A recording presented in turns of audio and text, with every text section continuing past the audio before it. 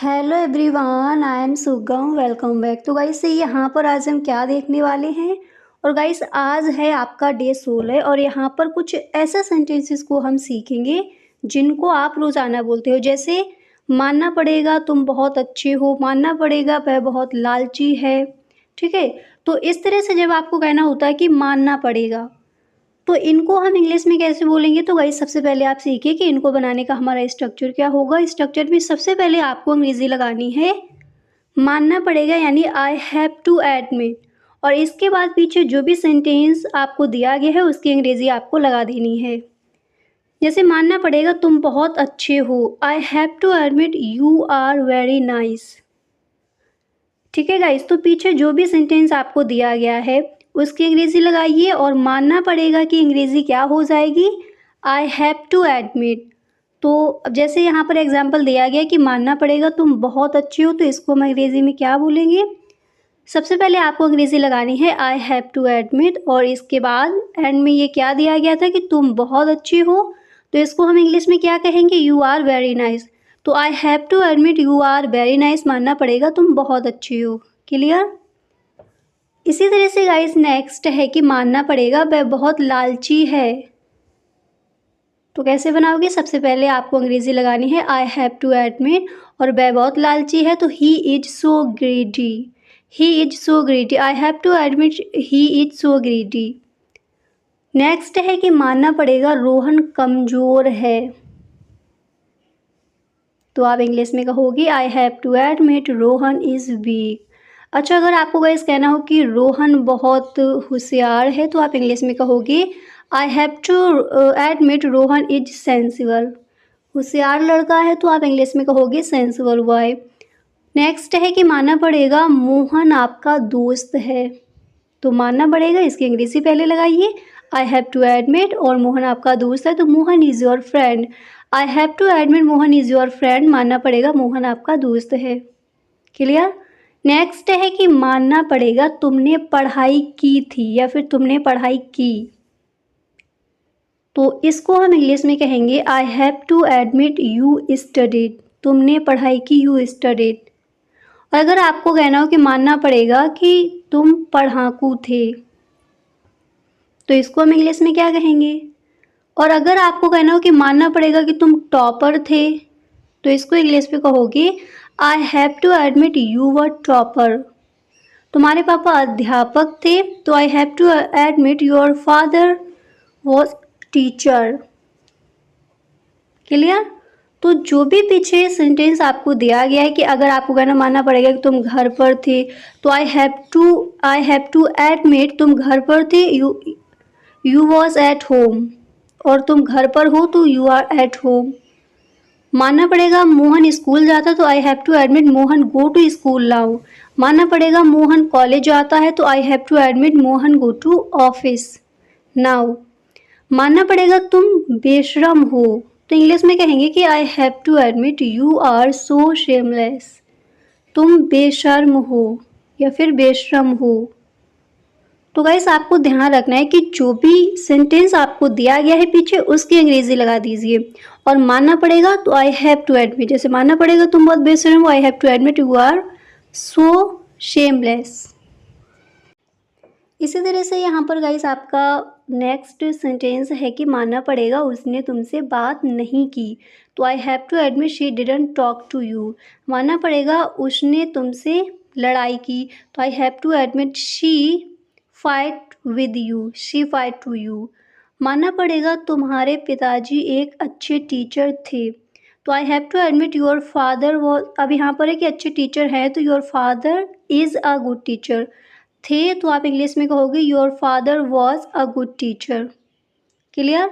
इसी तरह से यहाँ पर नेक्स्ट है कि मानना पड़ेगा कल तुम वहाँ गई थी, तो आप इंग्लिश में कहोगे I have to admit you went there yesterday.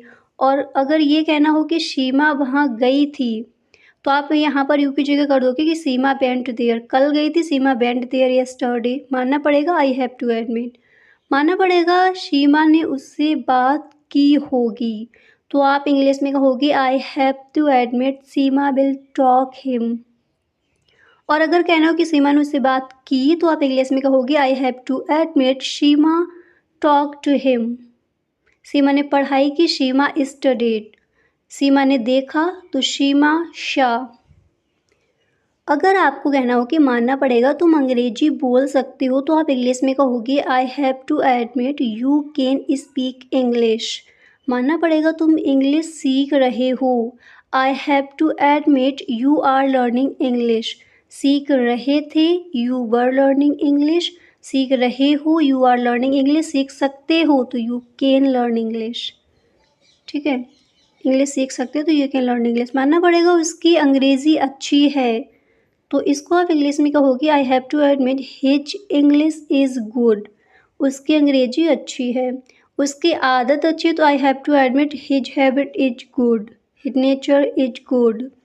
और अगर आपको कहना हो कि मानना पड़ेगा कि तुम पागल हो, इसको हम इंग्लिश में कहेंगे I have to admit you are mad, you are fool. मानना पड़ेगा तुम पागल हो। और मानना पड़ेगा कि तुम होशियार हो तो आप इंग्लिश में कहोगे I have to admit you are sensible. अब गाइस कुछ ऐसे सेंटेंसेस देख लीजिए जैसे आपको कहना हो कि बोलो जैसा मैं बोल रहा हूँ, देखो जैसा आप देख सकते हो, लिखो जैसा आप लिख सकते हो, गाओ जैसा मैं गा रहा हूँ, पढ़ो जैसा वह पढ़ता है, नाचो जैसा मैं नाच रहा हूँ।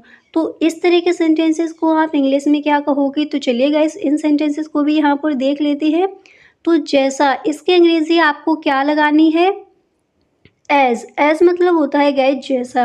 अब कुछ यहाँ पर एग्जांपल्स देख लीजिए जैसे बोलो जैसा मैं बोल रहा हूँ, तो इसको हम इंग्लिश में कहेंगे speak as I am speaking.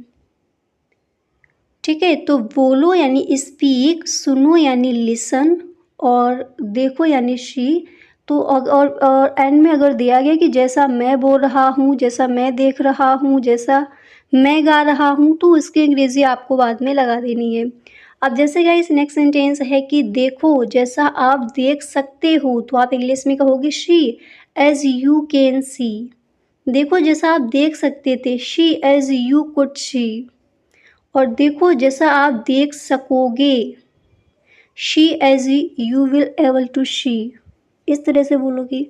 और अगर कहना हो कि लिखो जैसा आप लिख सकते हो, राइट एज यू के राइट। और अगर ये कहना हो कि लिखो जैसा मैं लिख रहा हूँ, तो आप इंग्लिश में कहोगे write as I am writing. लिखो जैसा मैं लिख रहा हूँ।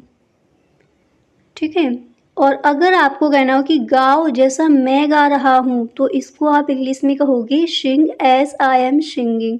गाओ जैसा मैं गाता हूँ तो सिंग एज आई सिंग। और गाओ जैसा मैं गा सकता हूँ, सिंग एज आई कैन सिंग। गाओ जैसा आप गा सकते हो, sing as you can sing. ठीक है, तो इस तरह से बोलोगे आप इसको। और नेक्स्ट है कि नाचो जैसा मैं नाच रहा हूँ, तो आप इंग्लिश में कहोगे dance as I am dancing.